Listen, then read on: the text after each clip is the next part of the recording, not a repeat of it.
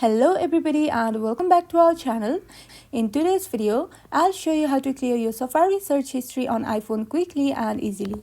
So first, open the Settings app on your device, then tap on the Search tab and search for Safari. After that, tap Safari from the results to open its settings. Here, scroll all the way down until you find Clear History and Website Data. Then tap on it. Now, a pop-up will appear asking you to confirm. Just tap on Clear History to remove your browsing history, cookies, and other website data. Now, if you only want to delete history for specific time ranges or individual websites, go to your Safari app, then tap on the three dots menu at the bottom right corner of your screen. From here, select Bookmarks. After that, tap on the clock icon to switch to history. Then tap on the three dots menu at the bottom right corner of your screen and you will see options like select websites or clear. Choose select website to pick specific pages to remove or choose clear to remove history for a time range.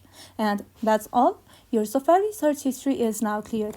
If this video was helpful, don't forget to like and subscribe for more of these videos and thank you for watching.